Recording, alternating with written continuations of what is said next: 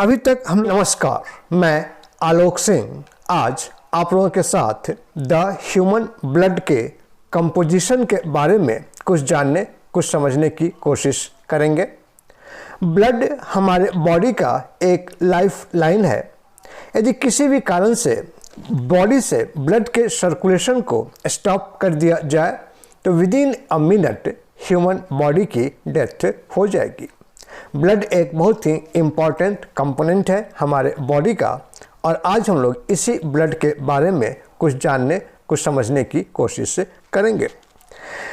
इस टॉपिक को ब्लड के कंपोजिशन को समझने से पहले कुछ डेफिनेशंस हैं, उन डेफिनेशंस को जानते हैं कि वो डेफिनेशंस क्या है जो ब्लड से रिलेटेड है। और जो सबसे पहला डेफिनेशन है दैट इज हेमाटोलॉजी। हेमाटोलॉजी दो वर्ड के मिलने से बना है, एक को कहेंगे हीम और दूसरे को कहेंगे लोगोस। हीम का मतलब होता है ब्लड और लोगोस का मतलब होता है स्टडी।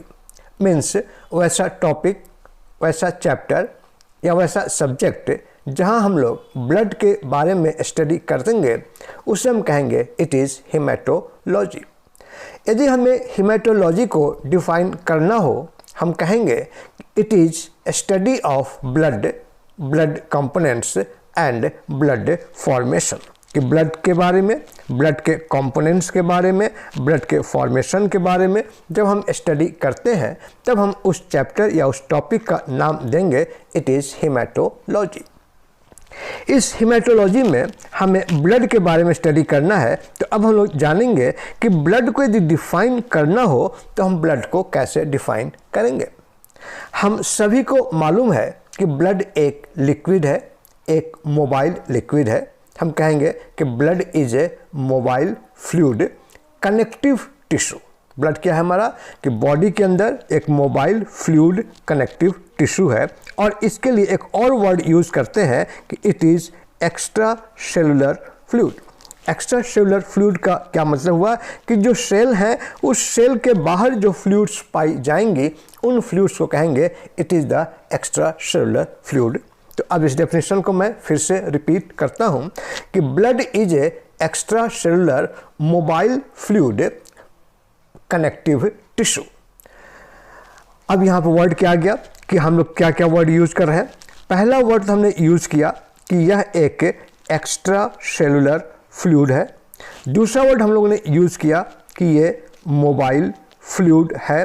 और तीसरा वर्ड हम लोग यूज़ कर रहे हैं कि इट इज़ कनेक्टिव टिश्यू है। Means blood is a fluid connective tissue and blood is a extracellular fluid. अब यहाँ पे थोड़ा सा ये कंफ्यूजिंग है। हम कह रहे हैं कि ब्लड एक टिश्यू है और दूसरी तरफ से हम कह रहे हैं कि ब्लड एक मोबाइल फ्लूइड है। जब हम लोगों ने टिश्यू का डेफिनेशन स्टडी किया था उस समय ये बताया गया कि tissue is a group of sales having same origin, similar functions and similar structure. कि वैसे ग्रुप ऑफ सेल्स जिसका ओरिजिन एक जगह से हो रहा है और उनका स्ट्रक्चर एक जैसा है और उनका फंक्शन एक जैसा है, तब हम उस ग्रुप ऑफ सेल्स का नाम क्या देंगे, इट इज टिश्यू। लेकिन यहाँ पे ब्लड क्या है कि ब्लड एक फ्लूइड है जिसका अपना कोई डेफिनेट शेप और साइज नहीं है और ये बहुत सारे अलग अलग तरह के फंक्शंस परफॉर्म करेंगे। तो जब इसका कोई शेप और साइज नहीं है, इनके फंक्शंस भी बहुत ज़्यादा हैं और हर एक कंपोनेंट का अलग अलग फंक्शन है, तब फिर हम इस ब्लड को टिश्यू क्यों कहेंगे और इसे हम लोग टिश्यू के कैटेगरी में क्यों रखेंगे। और यदि हम इसे टिश्यू का नाम दे रहे हैं तब हम इसे एक्स्ट्रा सेलुलर फ्लूइड वर्ड इसके लिए हम क्यों यूज करेंगे कि एक्स्ट्रा सेलुलर फ्लूइड। जब भी हम वर्ड यूज़ करते हैं एक्स्ट्रा सेलुलर फ्लूइड, इसका मतलब होता है कि वो जो फ्लूइड है that is the non living part of the body, कि बॉडी का नॉन लिविंग पार्ट है। और जब हम टिश्यू की बात करते हैं तो हम कहते हैं कि tissue is the living component of our body, कि हमारे बॉडी का लिविंग कंपोनेंट है। अब ब्लड को हम लोगों ने एक्स्ट्रा सेलुलर फ्लूइड भी कह दिया, मतलब कि वो ब्लड एक नॉन लिविंग पार्ट हो गया। और दूसरी तरफ हम ब्लड को टिश्यू भी कह रहे हैं, इसका मतलब कि ब्लड एक लिविंग पार्ट हो गया। अब यहाँ पे कन्फ्यूजन आ गई। आइए हम लोग इसी कन्फ्यूजन को दूर करते हैं। जब हम ब्लड का कंपोनेंट्स देखते हैं तो हम ये पाते हैं कि ब्लड दो कंपोनेंट्स का बना होगा। एक का हम लोग नाम देते हैं इट इज प्लाज्मा और दूसरे का नाम देंगे it is the blood sales.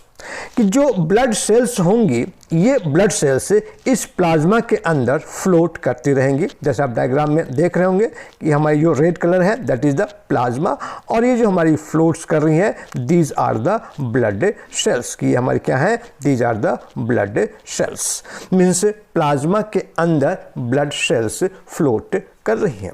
अब क्या हो गया कि प्लाज्मा है तो plasma is non living part और प्लाज्मा क्या हमारा है, it is liquid in nature और ये प्लाज्मा सेल के बाहर है। मीन्स जो सेल कंपोनेंट्स हैं इन सेल कंपोनेंट्स के बाहर है। तो हम लोग क्या कहेंगे, this plasma is a extracellular fluid and plasma is a major component of blood. इसलिए हम ब्लड को कहते हैं it is a extracellular fluid जो हमारे बॉडी में सर्कुलेट होती रहती हैं, हमारी बॉडी में मूव करती रहती हैं from one organ to another organ. इसी ब्लड के अंदर सेल कंपोनेंट पाई जाती हैं और वो जो सेल कंपोनेंट है वो लिविंग है और उन सेल कंपोनेंट का सिमिलर स्ट्रक्चर है, सिमिलर फंक्शन है और सिमिलर ओरिजिन है। इसलिए हम क्या कहेंगे कि blood is a tissue. Clear होगी बात ये कि ब्लड के अंदर दोनों तरह की कंपोनेंट पाई जा रही हैं। प्लाज्मा भी पाया जा रहा है जो कि एक्स्ट्रा सेलुलर फ्लूइड है, नॉन लिविंग कंपोनेंट है और इसके अंदर टिश्यू भी पाया जा रहा है जो कि इसका लिविंग कंपोनेंट है। अब प्रश्न ये आया कि ठीक है हम लोगों ने जान लिया कि ब्लड एक एक्स्ट्रा सेलुलर फ्लूइड है, ये भी जान लिया कि ब्लड एक टिश्यू है, लेकिन यहाँ पर हम एक वर्ड और यूज़ कर रहे हैं कि blood is a connective tissue. कि ब्लड क्या है, कि ब्लड एक कनेक्टिव टिश्यू है। अब ये कनेक्टिव टिश्यू कैसे है? कनेक्टिव टिश्यू में क्या स्टडी किया था हम लोगों ने कि जो वैसा टिश्यू जो दो कंपोनेंट को आपस में ज्वाइंट करवाता हो, दो टिश्यूज को आपस में ज्वाइंट करवाता हो, दो ऑर्गन्स को आपस में ज्वाइंट करवाता हो, उसे हम लोग कहते थे it is the connective tissue. वहां पे क्या होता था कि वहां पे एक सॉलिड मैट्रिक्स होती थी और उस सॉलिड मैट्रिक्स के अंदर सेलुलर कंपोनेंट पाया जाता था। जैसे हम बोन लेते हैं तो बोन में क्या है, bone is a connective tissue जिसके अंदर मैट्रिक्स है और उस मैट्रिक्स में सेलुलर कंपोनेंट पाई जाती हैं। यहाँ पे जब हम ब्लड की बात करते हैं तो ब्लड के अंदर जो प्लाज्मा है, plasma is considered as a matrix. इसे हम लोग क्या कहेंगे, इट इज मैट्रिक्स और ये फ्लूइड मैट्रिक्स है। फ्लूइड मैट्रिक्स मीन्स कि यह एक लिक्विड मैट्रिक्स है और इस लिक्विड मैट्रिक्स के अंदर डिफरेंट ब्लड सेल्स पाई जाती हैं। इसलिए हम ब्लड को कनेक्टिव टिश्यू भी कहते हैं। तो लास्ट में क्या डेफिनेशन हो गया कि blood is a extracellular fluid that is mobile in nature and it is A connective tissue made up of plasma and blood corpuscles. ये हमारी कंप्लीट डेफिनेशन हो गई अबाउट द ब्लड। अब आइए अब कुछ पैरामीटर्स के बारे में जानते हैं कि ब्लड का क्या पैरामीटर्स है। सबसे पहला पैरामीटर ये कहा गया कि blood is a extracellular fluid. हम लोग जान चुके हैं कि ब्लड एक एक्स्ट्रा सेलुलर फ्लूइड है। ह्यूमन बॉडी के अंदर एवरेज 5.5 लीटर ब्लड पाया जाता है। It varies from the 5 litre to 6 litre, लेकिन जो एवरेज वैल्यू है that is the 5.5 litre. Means यदि किसी पर्सन का बॉडी वेट लगभग 70 किलोग्राम है तो उसके बॉडी के अंदर जो ब्लड पाया जाएगा वो ब्लड का वॉल्यूम होगा लगभग 5.5 लीटर। हमारे बॉडी के अंदर जो बॉडी वेट है उस बॉडी वेट का 6.8% जो वेट है वो वेट किसके चलते हैं, that is the by the human blood. हमारे बॉडी के अंदर जितने भी एक्स्ट्रा सेलुलर फ्लूइड हैं उस एक्स्ट्रा सेलुलर फ्लूइड का 30 to 35% जो पार्ट है that is made up of blood, वो ब्लड का बना हुआ होता है।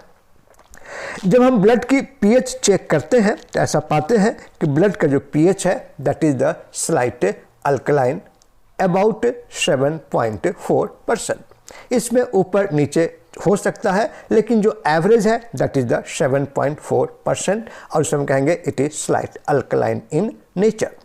ब्लड एक बफर लिक्विड है। बफर मीन्स कि किसी भी कंडीशन हो उसका पीएच चेंज नहीं होगा। यदि सपोज करो किसी भी कारण से ब्लड का पीएच स्लाइट एसिडिक हो गया, हमारे बॉडी के अंदर मैकेनिज्म होती हैं जिस मैकेनिज्म के द्वारा वो ब्लड एसिडिक से दोबारा 7.4 पीएच के आसपास पहुंच जाएगा। यदि किसी कारण से ब्लड का पीएच 7.4 से ऊपर चला गया तो हमारे बॉडी के अंदर ऐसा सिस्टम होगा जो सिस्टम उस ब्लड के पीएच को दोबारा डाउन करेगा और 7.4 के आसपास लेकर आ जाएगा। और इस मैकेनिज्म को, इस प्रोसेस को हम नाम देते हैं it is homeostasis. It is called homeostasis. Means body का वो कैपेबिलिटी जो ब्लड के पीएच को कंट्रोल रखता है, उस कैपेबिलिटी को, उस मैकेनिज्म को एक नाम देंगे that is the homeostasis. Homeostasis के बहुत सारे एग्जाम्पल्स हैं, उनमें से एक एग्जाम्पल ब्लड का भी आता है। अब यदि सपोज करें कि ब्लड है और ब्लड एसिडिक हो रहा है, तब हम उस प्रोसेस का नाम देते हैं acidosis. It is called acidosis. और यदि ब्लड का पीएच अल्कलाइन हो रहा है तो उसके लिए हम वर्ड यूज करते हैं इट इज द अल्केलोसिस। जनरली दो प्रोसेस हैं जो रिस्पॉन्सिबल होते हैं ब्लड के अल्केलोसिस के लिए या ब्लड के एसिडोसिस के लिए, और उसका नाम है मेटाबॉलिक एसिडोसिस या रेस्पिरेटरी एसिडोसिस, और दूसरा वर्ड है मेटाबॉलिक अल्केलोसिस या रेस्पिरेटरी अल्केलोसिस। तो these are the few facts about blood कि ब्लड का ये कुछ हमारे पैरामीटर्स हैं जो फिक्स पैरामीटर्स हैं। कोई भी कंडीशन हो वही उतना ही, यही पैरामीटर उसका फिक्स रहेगा। यदि इसमें कुछ वेरिएशन हो रहा है तो उसका मतलब है कि हमारे बॉडी के अंदर कोई ना कोई डिजीज डेवलप हो रही है। अब आइए, अब हम लोग अपने टॉपिक पे आते हैं कि जो ह्यूमन ब्लड है उस ह्यूमन ब्लड का क्या कंपोजिशन है। तो हम लोग ये जान चुके हैं कि ह्यूमन ब्लड दो पार्ट का बना होगा।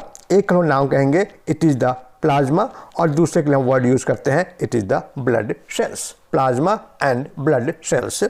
ब्लड सेल्स का एक और नाम होता है जिसे हम लोग कहते हैं ब्लड कार्पसन्स। तो सबसे पहले हम लोग ये जानेंगे कि प्लाज्मा क्या है। ये तो हम लोग जान चुके कि प्लाज्मा एक एक्स्ट्रा सेलुलर फ्लूइड है जिसका पीएच 7.4 है। ये हमारे ब्लड का नॉन लिविंग पार्ट है और ये स्लाइट येलोइश इन कलर है। इतना हम लोग अभी तक पर स्टडी कर चुके हैं। हमारी जनरल नॉलेज से या हमारी अपनी नॉलेज से हमें ऐसा मालूम है कि ब्लड के अंदर वाटर पाया जाता है। मीन्स जो ब्लड का जो मेजर कंपोनेंट है दैट इज़ द वाटर, कि वाटर है और उसके अंदर बहुत सारे कंस्टिट्यूएंट डिसॉल्व हैं। वो कंस्टिट्यूएंट क्या है? उन कंस्टिट्यूएंट्स को जब हम स्टडी करेंगे तो हम लोग क्या देखते हैं कि ब्लड के अंदर कुछ सॉल्युबल कंस्टिट्यूएंट पाई जाती हैं, और वो सॉल्युबल कंस्टिट्यूएंट हमारी इनऑर्गेनिक कंपाउंड्स हो सकती हैं और ऑर्गेनिक कंपाउंड्स भी हो सकता है। इसके अलावा प्लाज्मा के बारे में ये भी कहा जाता है कि प्लाज्मा इज ए सॉल्यूशन, कि यह एक सॉल्यूशन है। और दूसरा ये भी कहा जाता है कि इसके अंदर कोलोइडल सब्सटेंस भी पाई जाती हैं। Means it is also colloids. Means ये दोनों कैटेगरी में आ रही हैं कि प्लाज्मा सॉल्यूशन भी है और प्लाज्मा कोलोइड्स भी है। आइए हम लोग अब ये जानेंगे कि जो प्लाज्मा है जिसके बारे में ये बताया गया कि plasma is a extracellular fluid having pH 7.4 slightly alkaline in nature. It is a non living yellowish fluid in our body that is viscous in nature, and it consists of water along with some soluble organic and inorganic constituents. जब हम blood की analysis करते हैं तो ऐसा देखते हैं कि ब्लड के अंदर जो 55% पोर्शन है that is made up of plasma, और जो 45% पोर्शन होगा that is made up of blood cells और ब्लड कार्पसल्स। मीन्स हम ब्लड को लेंगे और ब्लड के कंपोनेंट्स को सेपरेट करेंगे, तो जो लिक्विड पार्ट उसका है, जो प्लाज्मा पार्ट है, उसका वॉल्यूम कितना होगा, दैट इज अबाउट 55%, और जो सेलुलर पार्ट है, जो ब्लड सेल्स है, वो कितना होगा, दैट इज अबाउट द 45%। अब हम लोग अपने टॉपिक पे वापस आते हैं रिगार्डिंग कंपोजिशन। तो हम लोगों ने ये जान लिया कि प्लाज्मा जो है वो प्लाज्मा के अंदर वाटर होगा, और ये वाटर का परसेंटेज होगा दैट इज 91 to 92%, और इसके अंदर डिजॉल्व कॉन्स्टिट्यूएंट्स होंगे, और वो जो डिजॉल्व कॉन्स्टिट्यूएंट्स हैं वो इनऑर्गेनिक कंपाउंड भी हो सकते हैं और वो ऑर्गेनिक कंपाउंड भी हो सकते हैं। आइए हम लोग एक एक करके देखते हैं कि कौन कौन से कंपाउंड्स इस प्लाज्मा के अंदर डिजॉल्व होते हैं, और कौन से कंपाउंड है जो डिजॉल्व होकर उसे सॉल्यूशन के कैटेगरी में रखेंगे, और कौन से ऐसे कंपाउंड है जो प्लाज्मा के साथ मिक्स होने से प्लाज्मा को कोलोइड के कैटेगरी में रखेंगे। सबसे पहला कि प्लाज्मा, हम ये डिसाइड करें कि प्लाज्मा के अंदर जो कंपोनेंट एंटर कर रहे हैं वो कंपोनेंट कहाँ से आएंगे। सिंपल कि वो कंपोनेंट हमारे डाइजेस्टिव सिस्टम से आएगा। मीन्स कि जो कुछ भी हम फूड लेंगे वो फूड एब्जॉर्ब होगा, और एब्जॉर्ब होने के बाद वो फूड ब्लड के अंदर एंटर करेगा। तो हमें मालूम है कि जब हम वाटर लेते हैं, जैसे सपोज करें कि हम मिनरल वाटर ले रहे हैं, तो मिनरल वाटर में नाम से ही क्लियर है कि उसके अंदर बहुत सारे मिनरल्स पाई जाएंगी, जैसे calcium, magnesium, phosphorus, potassium, sodium etcetera. इसके अलावा और साल्ट भी पाए जाएंगे, जैसे क्लोराइड, बाइकार्बोनेट, फॉस्फेट, सल्फेट। जैसे यहाँ लिखा गया कि इनऑर्गेनिक सॉल्ट्स हैं, क्लोराइड भी हो सकते हैं, बाइकार्बोनेट हो सकते हैं, फॉस्फेट भी हो सकते हैं, सल्फेट भी हो सकते हैं, या मिनरल्स हो सकते हैं, दैट इज कैल्शियम हो सकता है, मैग्नीशियम हो सकता है, आयरन हो सकता है, पोटासियम हो सकता है, सोडियम हो सकता है। और ये चीज़ें जब हमारे जीआईटी में एंटर करेंगी और जीआईटी से एब्जॉर्ब होंगी तो कहाँ जाएंगी, इनसाइड प्लाज्मा, और वो सॉल्युबल फॉर्म में रहेंगे। तो हम कहेंगे these are the inorganic salt that remain in the plasma. तो फर्स्ट कंपोनेंट क्या हो गया, that is the inorganic salt. उसके बाद सेकेंड कंपोनेंट है these are the organic materials. Organic materials, अब देखिए ऑर्गेनिक मटेरियल्स ब्लड में कैसे एंटर कर रहे हैं। हम भोजन करते हैं, उस भोजन के अंदर प्रोटीन, फैट और कार्बोहाइड्रेट पाई जाती हैं। हमारी डाइजेस्टिव सिस्टम कार्बोहाइड्रेट को ग्लूकोज में कन्वर्ट कर देगा, और फिर वो ग्लूकोज उस ब्लड के अंदर एब्जॉर्ब हो जाएगा, ब्लड के अंदर एंटर होंगे, और वो ग्लूकोज हो गई, that is the component of the plasma. हम प्रोटीन ले रहे हैं, प्रोटीन हमारे स्टमक में, डाइजेस्टिव सिस्टम में डाइजेस्ट होंगी, और डाइजेस्ट होने के बाद वो प्रोटीन एमिनो एसिड में कन्वर्ट हो जाएंगी, और ये एमिनो एसिड हमारे ब्लड के अंदर एंटर करेंगे। मीन्स ब्लड के अंदर एमिनो एसिड्स भी पाई जाएंगी। ये एमिनो एसिड्स अब डिफरेंट सेल्स के अंदर डिस्ट्रीब्यूट हो जाएंगे, डिफरेंट सेल्स के अंदर वो एंटर करेंगी, और फिर सेल्स इसे इन अमीनो एसिड को प्रोटीन में कन्वर्ट कर देंगी। अब ये प्रोटीन उन सेल्स से निकलेगा और वो हमारे ब्लड के अंदर एंटर कर जाएगा। जैसे एग्जाम्पल है एल्ब्यूमिन, कि एल्ब्यूमिन एक प्रोटीन है जो कि सेल के द्वारा बनाई जाएंगी और वो ब्लड में एंटर हो जाएंगी। दूसरा एग्जाम्पल हम ले सकते हैं ग्लोब्यूलिन। ग्लोब्यूलिन भी एक प्रोटीनस कंपाउंड है जो सेल के अंदर बनेंगे और वो फिर वो ब्लड के प्लाज्मा में एंटर हो जाएंगे। ये जो एल्ब्यूमिन और ग्लोब्यूलिन बन रही हैं, these form plasma into the colloid group, और इन्हीं एल्ब्यूमिन के चलते जो प्लाज्मा होता है उसे हम लोग क्या कहते हैं, इट इज़ द कोलोइड। ठीक इसी तरह से हमारे बॉडी में फैट होंगी, फैट डाइजेस्ट होंगी, और फैट डाइजेस्ट होने के बाद वो फैटी एसिड्स में कन्वर्ट हो जाएंगी, और वो फैटी एसिड्स इस ब्लड का एक कंपोनेंट हो जाएगा। इसके अलावा जो और कंपोनेंट्स हैं, जैसे कि मान लीजिए कि रेस्पिरेशन से हम ले रहे हैं, हमारे बॉडी के अंदर ऑक्सीजन एंटर कर रहा है और कार्बन डाइऑक्साइड बाहर को जा रहा है। अब ये जो ऑक्सीजन एंटर कर रहा है और कार्बन डाइऑक्साइड बाहर जा रहा है, तो ये ऑक्सीजन और कार्बन डाइऑक्साइड भी हमारे कहाँ पे पाई जाएंगी, तो इनसाइड आवर प्लाज्मा, ये प्लाज्मा के अंदर पाई जाएंगी। मतलब क्या हो गया कि रेस्पिरेशन में लंग्स से जो ऑक्सीजन एब्जॉर्ब होंगी वो प्लाज्मा में आएंगी और प्लाज्मा के थ्रू वो सेल के अंदर एंटर करेंगे और सेल में कार्बन डाइऑक्साइड गैस प्रोड्यूस होगा और वो कार्बन डाइऑक्साइड गैस भी फिर ब्लड के अंदर एंटर होगा, ब्लड से वो लंग्स तक जाएगा और लंग्स से बाहर को एक्सक्रीट हो जाएगा। मीन्स कि ये जो डिजॉल्व गैसेस हैं कार्बन डाइऑक्साइड और हमारी ऑक्सीजन, ये डिजॉल्व गैसेस भी, डिजॉल्व रेस्पिरेटरी गैसेस भी हमारे ब्लड प्लाज्मा में पाई जाती हैं। तो इस तरह से हम लोगों ने देखा कि ब्लड के अंदर कौन कौन से कंपोनेंट हैं। तो इनऑर्गेनिक सॉल्ट्स हैं। ये इनऑर्गेनिक सॉल्ट्स क्या क्या हो गए? क्लोराइड, बाइकार्बोनेट, फॉस्फेट, सल्फेट और मिनरल्स हो गए हमारे calcium, magnesium, iron, potassium, sodium etcetera. Plasma protein होंगी वो एल्ब्यूमिन हो गई, ग्लोब्यूलिन हो गई, प्रोथ्रोम्बिन हो गए, फाइब्रिनोजेन हो गया।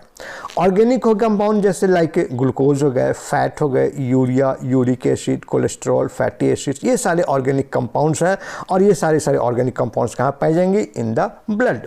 Carbon dioxide gas, respiratory gases हैं, वो भी ब्लड प्लाज्मा के अंदर पाई जाती हैं। अब यहाँ पर एक वर्ड आया दैट इज द यूरिया। हम लोग सभी के बारे में जान गए कि कौन सा कंपाउंड प्लाज्मा में कहाँ से एंटर कर रहा है। अब यहाँ पे वर्ड आ गया यूरिया या यूरिक एसिड। ये कहाँ से आई? तो हमारे बॉडी में जो प्रोटीन की डाइजेशन होती है, प्रोटीन की मेटाबॉलिज्म होती है और उस मेटाबॉलिज्म का एक बाई प्रोडक्ट निकलता है जिससे हम लोग नाम देते हैं यूरिया और यूरिक एसिड। तो ये यूरिया और यूरिक एसिड भी हमारे प्लाज्मा के अंदर पाई जाती हैं। इसके अलावा हमारी बॉडी की जो डिफरेंट सेल्स हैं वो डिफरेंट सेल्स कुछ केमिकल को सिंथेसाइज करती हैं, कुछ केमिकल को सिक्रीट करती हैं और वो केमिकल भी प्लाज्मा के अंदर एंटर करता है और वो केमिकल हमारा है like hormones, vitamins, enzymes, anticoagulant, immunoglobulins. Hormones क्या हो गए? हम लोग आगे पढ़ेंगे हार्मोन्स क्या होता है। अभी सिर्फ इतना जान लें कि प्लाज्मा के अंदर हार्मोन्स एंड एंजाइम्स पाई जाती हैं। प्लाज्मा के अंदर एंटीकोएगुलेंट फैक्टर्स पाई जाती हैं जो ब्लड को क्लॉट होने से रोकता है। जैसे एग्जांपल दिया गया, इट इज़ द हिपैरिन कि हिपैरिन एक नेचुरल एंटीकोएगुलेंट कंपाउंड है जो ब्लड को ब्लड वेसल्स के अंदर क्लॉट होने से रोकता है।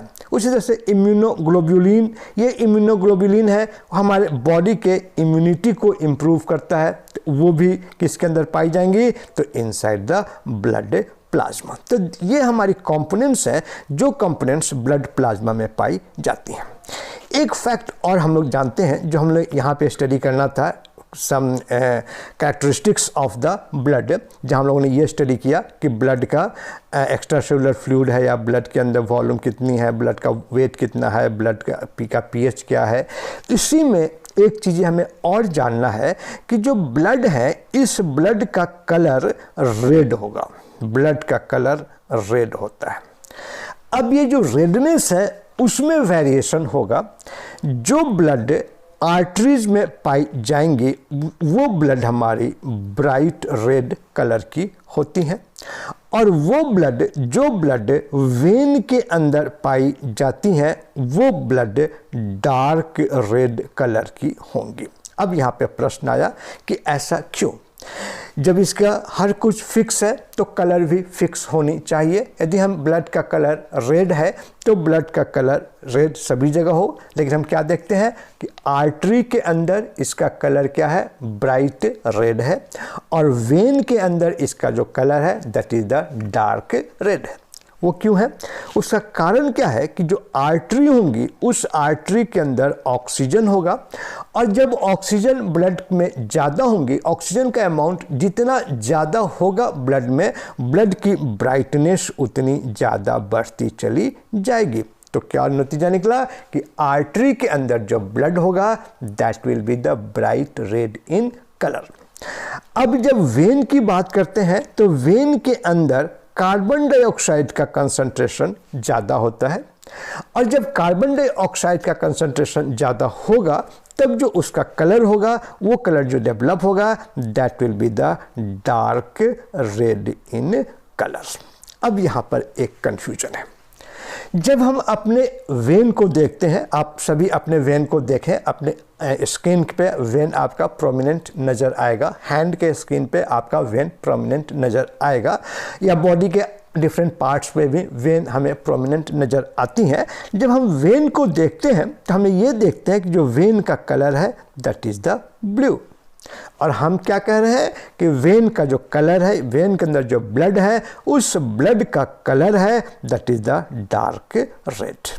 यदि ब्लड का कलर डार्क रेड है तो वेन में भी हमें डार्क रेड कलर दिखाई देनी चाहिए, लेकिन वेन हमें ब्लू कलर का दिखाई देता है। इसका क्या कारण है? क्या वेन के ब्लड का कलर ब्लू होगा? यदि हम कहेंगे ब्लू तो वो हमारा जो आंसर हो जाएगा that will be the wrong answer. हमारा जो करेक्ट आंसर है that is the bright red colour. कारण क्या होता है कि हम सभी को मालूम है कि हमारी जो कलर की परसेप्शन है वो इस बात पर डिपेंड करता है कि वहाँ से कौन सा कलर रिफ्लेक्ट हुआ, कि सन रेज पड़ा और सन रेज से कौन सा कलर रिफ्लेक्ट हुआ।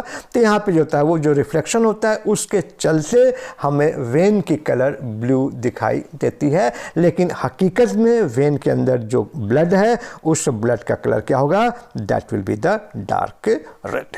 तो इस तरह से हम लोगों ने ये जाना, ये समझा कि ब्लड प्लाज्मा क्या होता है और ब्लड प्लाज्मा का क्या कंपोजिशन है। अब हम लोग नेक्स्ट टॉपिक करेंगे रिगार्डिंग द ब्लड सेल्स कि ब्लड सेल्स क्या होती हैं। अभी तक हम लोगों ने ये जाना कि ब्लड प्लाज्मा क्या होता है और उसका क्या कंपोजिशन है। अब हम लोग जानने की कोशिश करेंगे कि ब्लड सेल्स क्या होते हैं और इस ब्लड सेल्स का क्या कंपोजिशन है और ये कितने टाइप के होंगे। ब्लड सेल्स का एक और नाम होगा जिसे हम लोग कहते हैं इट इज़ ब्लड कॉर्पसल्स। जो हमारी ये ब्लड सेल्स है, हम लोग अभी स्टडी कर चुके कि ब्लड के अंदर 55% जो पार्ट होंगी that is the blood plasma और जो 45% पार्ट होंगी that is the blood sales. ये जो ब्लड सेल्स होंगी ये ब्लड सेल्स ब्लड प्लाज्मा के अंदर फ्लोट करती रहती हैं। जब हम ब्लड प्लाज्मा को और ब्लड सेल्स को सेपरेट करते हैं तो जो पार्ट ब्लड सेल्स के रूप में पाई जाती हैं उसके लिए एक नाम दिया गया है that is it is called packed blood volume. जो ये स्ट्रक्चर है this is the packed blood volume, और इसी पैक्ड ब्लड वॉल्यूम का एक और हम लोग नाम देते हैं it is also called haematocrit. अब हमारे बॉडी के अंदर जो ब्लड सेल्स हैं वो ब्लड सेल्स 3 टाइप्स के होंगी, एरिथ्रोसाइट्स, ल्यूकोसाइट्स एंड थ्रोम्बोसाइट्स। जो एरिथ्रोसाइट्स है इसका हम लोग एक और नाम देते हैं कि it is the red blood sales. जो ल्यूकोसाइट है इसका हम लोग एक और नाम देंगे it is the white blood cells, और जो थ्रोम्बोसाइट्स है उसका एक और नाम देंगे दैट इज़ द प्लेटलेट्स। अब इसके नाम से ही क्लियर है कि जो एरिथ्रोसाइट्स होगा दिस इज़ द एरिथ्रोसाइट्स और इसका कलर होगा it will B red in colour, कि ये रेड कलर के होंगे। और जो ल्यूकोसाइट्स हैं ये ल्यूकोसाइट्स हमारे these are the structure of the leukocytes. ये जो ल्यूकोसाइट्स होंगे इनका जो कलर होगा it will be white in colour, और इसलिए इसे हम लोग वाइट ब्लड सेल्स कहते हैं और एरिथ्रोसाइट्स को रेड ब्लड सेल्स कहते हैं। आइए अब हम लोग एक एक करके इनके बारे में जानेंगे कि एरिथ्रोसाइट्स क्या हैं, ल्यूकोसाइट्स क्या हैं और थ्रोम्बोसाइट्स क्या हैं। जब हम इस 45% को देखते हैं तो उसमें से 45% में से जो 44% पार्ट है this 44% part is the RBC, means blood cells का जो 44% पार्ट होगा that is the made up of RBC और द एरिथ्रोसाइट्स, और जो रेस्ट 1% बचा उस 1% के अंदर ल्यूकोसाइट्स और थ्रोम्बोसाइट्स पाई जाती हैं। अब चूँकि हम लोगों ने ये स्टडी किया थोड़ी देर पहले कि जो प्लाज्मा है उस प्लाज्मा का जो कलर है वो स्लाइट येलो या फेंट येलो कलर की है, और जो हम ब्लड देखते हैं तो उस ब्लड की जो कलर अपीयर होता है it is red in colour, कि वो ब्लड हमें रेड कलर की दिखाई देती है। और प्लाज्मा हम क्या स्टडी कर रहे हैं कि it is the faint yellow और it is slight yellow in colour. तो ब्लड का जो रेड कलर होता है it is only due to the erythrocytes और the RBC present in the blood. तो आइए हम लोग अब जानने की कोशिश करते हैं कि एरिथ्रोसाइट्स या आरबीसी होता क्या है। जो एरिथ्रोसाइट्स हैं इसका नाम रेड ब्लड सेल्स है और ये दो वर्ड के मिलने से बना है। एक का नाम देते हैं एरिथ्रोज और दूसरे का नाम देंगे इट इज़ द साइट्स। हम लोग ये जान चुके हैं कि साइट्स वर्ड का मतलब ही होता है सेल्स और एरिथ्रोज का जो मतलब होता है इट इज रेड। मीन्स कि वैसा सेल जो रेड कलर का होगा उस सेल को हम लोग कहेंगे रेड सेल। और चूंकि ये रेड सेल ब्लड के अंदर पाई जाती हैं इसलिए हम इसका नाम देते हैं it is the red blood cell या हम इसका नाम देंगे इट इज़ द एरिथ्रोसाइट। ये जो एरिथ्रोसाइट है या जो ये रेड ब्लड सेल्स हैं ये रेड ब्लड सेल्स के बारे में कुछ फैक्ट्स है, उस फैक्ट्स को जानने की कोशिश करते हैं। उसके बाद हम लोग इसके स्ट्रक्चर को समझेंगे। सबसे पहले ये कहा जाता है कि जो रेड ब्लड सेल्स हैं वो हिल एरिया में, जो हिल एरिया है मीन्स जो पहाड़ी एरिया जैसे हिमाचल या नॉर्थ ईस्ट हो गई, तो इन एरियाज में जो पर्सन्स रहते हैं उनके बॉडी में आरबीसी का जो लेवल होगा वो ज़्यादा होगा, आरबीसी का नंबर ज़्यादा होगा, आरबीसी काउंट ज़्यादा होंगी compare to those persons living in the plain area और in the field area. Means जो पहाड़ों पे जो लोग रहेंगे या जो रहते हैं, जो वहाँ के रहने वाले हैं, उनके बॉडी में आरबीसी ज़्यादा होती हैं और जो प्लेन में पहाड़ों के नीचे वाली एरिया में जो लोग रहते हैं उनके बॉडी में ब्लड सेल का नंबर कम होगा कंपेरेटिवली। अब ऐसा क्यों होता है इसके बारे में हम लोग अभी थोड़ी देर के बाद हमें पता चल जाएगा।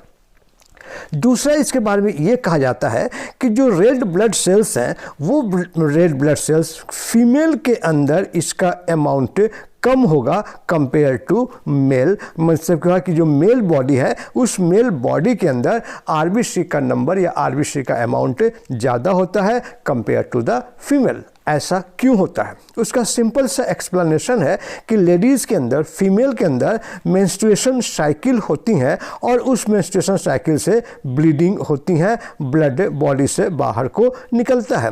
अब चूंकि वहाँ से उनके बॉडी से हर मंथ ब्लड का लॉस हो रहा होता है, इसके चलते उनके बॉडी के अंदर जो आरबीसी का नंबर होगा वो आरबीसी का नंबर कम होता है compare to the male body. अब हम लोग जानते हैं कि एरिथ्रोसाइट्स को कैसे डिफाइन करेंगे। तो ये हम लोगों ने जान लिया कि एरिथ्रोसाइट एक सेल है, एक सेल का टाइप है, लेकिन इसके अंदर, एरिथ्रोसाइट के अंदर न्यूक्लियस नहीं पाया जाता है। Means it is a non nucleated structure, कि ये जो होगा इसके अंदर न्यूक्लियस नहीं होगा, तो it is a non nucleated structure. ये स्ट्रक्चर सर्कुलर इन शेप होगा, means it is round in shape, ये सर्कुलर इन शेप होगा। और हम कह सकते हैं इट इज डिस्क शेप। जैसे आप डिस्क का थ्रो में देखते होंगे तो वहाँ जो डिस्क होता है उसी डिस्क के शेप का होगा हमारा, that is the red blood sales. और फिर कहा जा रहा है कि जो रेड ब्लड सेल्स होंगी it will B by concave in nature, by concave in nature. By concave का मतलब क्या हो गया, अब इस डायग्राम से हम देख सकते हैं कि बाई कॉन्केव का मतलब क्या हो गया कि जो इसका सेंटर पार्ट होगा उसकी थिकनेस कम होगी और जो पेरिफेरल पार्ट होगा उसकी थिकनेस ज़्यादा होगी। तो इस तरह के स्ट्रक्चर को हम लोग क्या नाम देते हैं, it is the by concave layer. तो अब एरिथ्रोसाइट को डिफाइन करना हो तो एरिथ्रोसाइट को हम कैसे डिफाइन करेंगे कि erythrocytes are non nucleated circular biconcave disc shape cells. ये हो गया, this is the definition of the erythrocytes. अब जो एरिथ्रोसाइट्स है उसमें हम लोगों ने ये तो जान लिया कि न्यूक्लियस नहीं पाया जाता है, सेल है लेकिन सेल के अंदर, इस सेल के अंदर न्यूक्लियस नहीं है। And it is the exception, कि एक एक्सेप्शन है कि इस सेल के अंदर न्यूक्लियस नहीं पाया जाता है। दूसरा, जो सेल्स होती हैं उन सेल के अंदर बहुत सारे सेल ऑर्गेनेल्स भी पाए जाते हैं, जैसे कि mitochondria, Golgi body, ribosomes, lysosomes etcetera. तो जो हमारी आरबीसी है, इस आरबीसी के अंदर ये जो सारे सेल ऑर्गेनेल्स हैं, ये सेल ऑर्गेनेल्स आरबीसी में नहीं पाई जाएंगी। इसका मतलब क्या हो गया कि आरबीसी जो हॉलो स्ट्रक्चर है, आरबीसी जो एक सर्कुलर स्ट्रक्चर है, बाइकॉन्केव स्ट्रक्चर है, ये बाइकॉन्केव स्ट्रक्चर अंदर से हॉलो होगा, अंदर से एम्प्टी होंगी।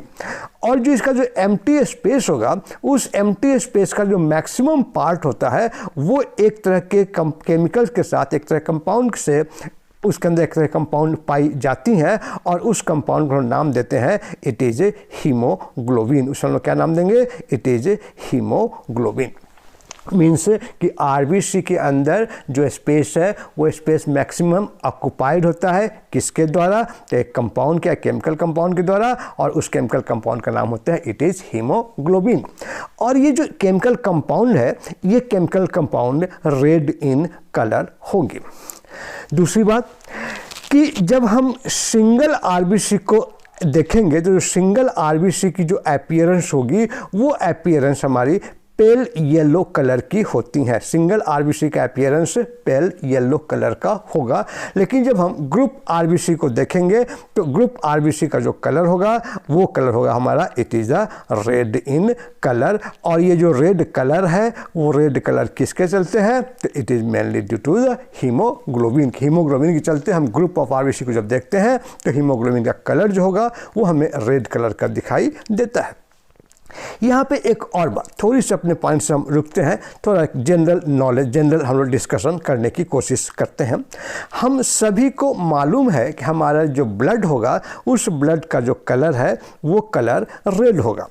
लेकिन जब हम ब्लड के कलर को देखते हैं, ब्लड आर्टरी के अंदर हो, मीन्स ब्लड वेसल, जो बॉडी के अंदर ब्लड वेसल्स है वो दो तरह की होती हैं। एक को कहते हैं आर्टरी और दूसरे को लोग कहते हैं वेन। तो जो आर्टरी के अंदर ब्लड होगा, उस आर्टरी के अंदर का जो ब्लड होता है वो ब्लड हमारा ब्राइट रेड इन कलर होगा। इसको लोग कहेंगे it is bright red in colour. और जो ब्लड वेन के अंदर होगा it will be in dark red in colour. Means कि जो रेड है उस रेड का शेड भी चेंज होगा, शेड भी वैरी करता है और वो डिपेंड करता है कि वो ब्लड किस जगह पे पाई जा रही हैं। यदि वो आर्टरी में है तो it is the bright red in colour, और यदि वो वेन में है तो it is dark red in colour. ऐसा क्यों? उसका सिंपल सा एक्सप्लेनेशन है कि जो हीमोग्लोबिन है, इस हीमोग्लोबिन के चलते ब्लड का कलर रेड है। अब ये जो हीमोग्लोबिन है उसके ब्लड का जो रेड कलर है उसके अंदर रेडनेस कितनी ज़्यादा है, कितनी कम है या किस एक्सटेंट में है, वो इस बात पर डिपेंड करता है कि उसके साथ ऑक्सीजन कितना ज़्यादा कंबाइन है। ऑक्सीजन के अमाउंट जितना ज़्यादा इस हीमोग्लोबिन के साथ कंबाइंड होगा वो हीमोग्लोबिन उतनी ज़्यादा ब्राइट होंगी। मतलब क्या हुआ कि जो आर्टरी होंगी उस आर्टरी के अंदर जो ब्लड होंगी उस ब्लड के अंदर हीमोग्लोबिन के साथ साथ ऑक्सीजन भी पाया जाएगा। और जब ये ऑक्सीजन पाया जाए, जितनी ज़्यादा ऑक्सीजन होगी उतनी ज़्यादा उस रेड कलर की ब्राइटनेस इंक्रीज करती चली जाएंगी। लेकिन जब ये ब्लड वेन के अंदर एंटर करता है तो उस वेन के ब्लड में ऑक्सीजन नहीं पाई जाती है, क्योंकि ऑक्सीजन हमारे सेल्स के द्वारा यूटिलाइज कर ली जाती हैं और फिर जब ब्लड वेन में एंटर करता है तो वो ऑक्सीजन उसके अंदर नहीं पाई जाती हैं। और जब वहाँ पे ऑक्सीजन नहीं पाई जाती हैं तब उसका जो वेन के अंदर जो ब्लड है उसका जो कलर होगा that will be the dark red in colour. मैं उम्मीद करता हूँ अब आप समझ गए होंगे कि आर्टरी के अंदर ब्लड ब्राइट रेड होता है और क्यों होता है, और वेन के अंदर कलर डार्क रेड होता है और वो क्यों होता है। फिर यहाँ पे एक और कन्फ्यूजन आ गया। वो कन्फ्यूजन ये रहा कि सपोज करें कि हमारे जो ब्लड है, हमारी जो वेन है, हम सभी को अपने स्किन पे वेन नज़र आती हैं और जो वो वेन नज़र आती हैं it is blue in colour, उसका कलर ब्लू है। और अभी हम लोगों ने थोड़ी देर पहले स्टडी किया कि वेन के अंदर जो ब्लड होंगी उस ब्लड का कलर जो होगा it will be dark red in colour. अब यहाँ कन्फ्यूजन है कि जब ब्लड का कलर डार्क रेड है तो हमारी जो वेन हमें जो अपीयर हो रही है, हमें जो वेन नज़र आती हैं वो वेन ब्लू कलर की क्यों नज़र आती हैं।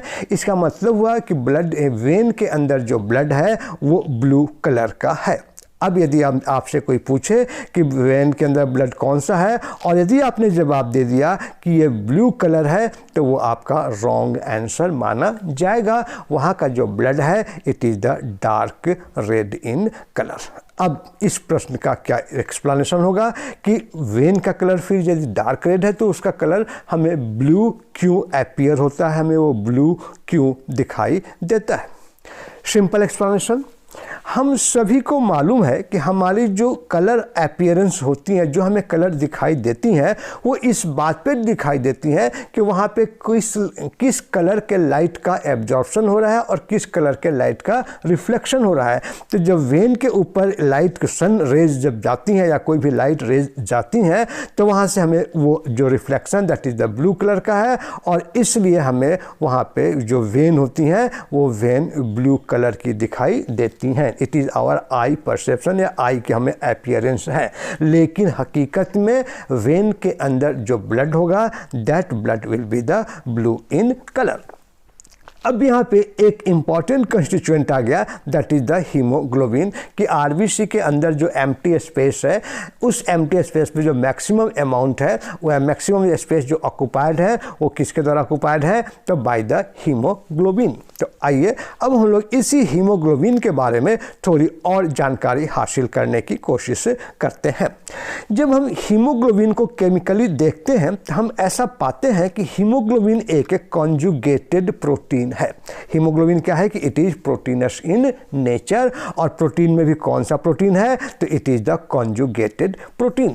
कॉन्जुगेटेड प्रोटीन का मतलब ये हुआ कि वैसा प्रोटीन कि जिसके अंदर प्रोटीन मॉलिक्यूल के साथ साथ कोई दूसरा कंपाउंड भी अटैच है, तब हम उस प्रोटीन मॉलिक्यूल का नाम देते हैं कि it is A conjugated protein. तो अब यहाँ पे जो प्रोटीन है उसके साथ एक्चुअल में आयरन अटैच होता है, और चूंकि इसके साथ आयरन अटैच है प्रोटीन के साथ, और आयरन अटैच होकर के प्रोटीन के साथ अटैच होने के बाद वो हीमोग्लोबिन का फॉर्मेशन करता है, इसलिए इस हीमोग्लोबिन को हम लोग क्या कहते हैं, इट इज कॉन्जुगेटेड प्रोटीन। अब इसका हम लोग कंपोजिशन देखते हैं तो हम ये पाते हैं कि इसके अंदर आयरन पाई जाती हैं और प्रोटीन पाई जाती हैं। मीन्स जो हीमोग्लोबिन है वो आयरन और प्रोटीन के कॉम्बिनेशन से बनता है। ये जो आयरन इस हीमोग्लोबिन में पाई जाती हैं उसको एक्चुअल में हम लोग एक वर्ड यूज़ करते हैं, इट इज़ द हीम। और जो प्रोटीन हीमोग्लोबिन में पाई जाती हैं उस प्रोटीन को नाम देते हैं इट इज़ द ग्लोबिन। तो क्या हो गया कि haemoglobin consist of haem that is iron in nature and globin that is proteinous in nature. अब इस हीमोग्लोबिन में जो आयरन होता है एक्चुअल में वो आयरन फेरस फॉर्म में होगा। हम लोग जानते हैं कि आयरन दो फॉर्म में एग्जिस्ट करती हैं, एक को कहते हैं फेरिक फॉर्म और दूसरे को क्या कहेंगे, फेरस फॉर्म। तो हीम के अंदर जो आयरन होता है वो आयरन हमारा फेरस फॉर्म में पाया जाता है।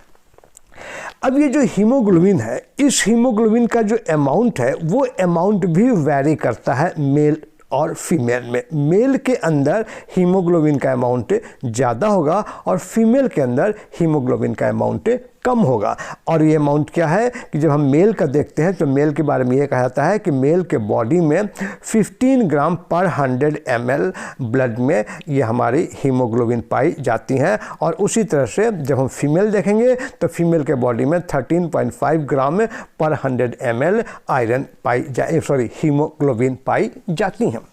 अब प्रश्न ये है कि हीमोग्लोबिन फीमेल में कम क्यों है और मेल में ज़्यादा क्यों है। उसका कारण हम लोग पहले पढ़ चुके हैं, हम लोग जान चुके हैं कि फीमेल के बॉडी में मेंस्ट्रुएशन साइकिल के चलते हर महीने ब्लीडिंग होती है और जिससे वहाँ से आरबीसी का या ब्लड का लॉस होता है। और चूँकि वहाँ से हर महीने आरबीसी और ब्लड का लॉस होता है तो आरबीसी का जब अमाउंट कम होगा तो नेचुरल है कि फीमेल के बॉडी में हीमोग्लोबिन का अमाउंट भी कम हो जाएगा।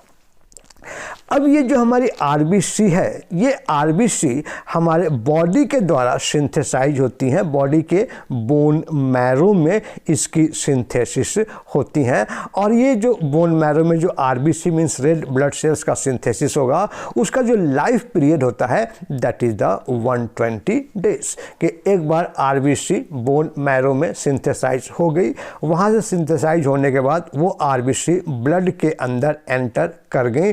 अब ब्लड के अंदर वो 120 डेज तक वो सरवाइव करेंगे और 120 डेज के बाद उस आरबीसी का डेथ हो जाता है, वो आरबीसी वहाँ से ख़त्म हो जाती हैं और हम कहेंगे कि उस आरबीसी का ब्रेक डाउन हो जाता है। और जब ब्रेक डाउन होगा, हमें मालूम है कि आरबीसी के सेल के अंदर सिर्फ एक ही कंपोनेंट पाई जा रही हैं और उस कंपोनेंट का नाम है इट इज़ द हीमोग्लोबिन। तो जैसे ही आरबीसी का डेथ होगा, उसके आरबीसी के अंदर से जो हीमोग्लोबिन है वो हीमोग्लोबिन रिलीज हो जाएगा और रिलीज होकर के वो प्लाज्मा के अंदर एंटर कर जाएगा।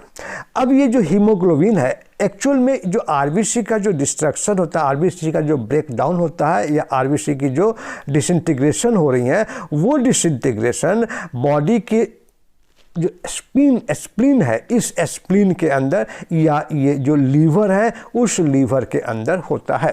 और उस लीवर के अंदर जब इसकी ब्रेक डाउन होगी तो वहाँ से जो आरबीसी का जो हीमोग्लोबिन है वो हीमोग्लोबिन वहाँ से बाहर को निकल जाएगा और वो हीमोग्लोबिन आरबीसी वो हीमोग्लोबिन हमारी लीवर और स्प्लीन में एंटर करेंगे।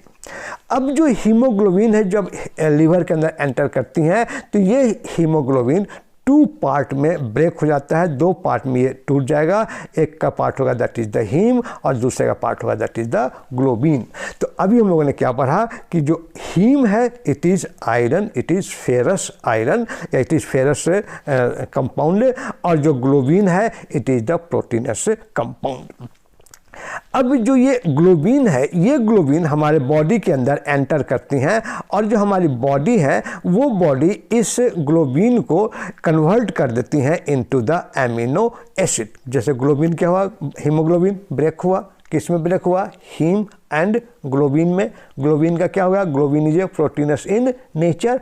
हम सभी को मालूम है कि जब प्रोटीन का मेटाबॉलिज्म होता है, प्रोटीन का डाइजेशन होता है, तो वो एमिनो एसिड में कन्वर्ट हो जाता है। तो प्रोटीन भी, ग्लोबिन भी चूँकि एक प्रोटीन है तो ग्लोबिन का भी मेटाबॉलिज्म होगा, ग्लोबिन का भी डाइजेशन होगा और ये ग्लोबिन भी अल्टीमेटली किस में कन्वर्ट हो जाएंगे, into the amino acids.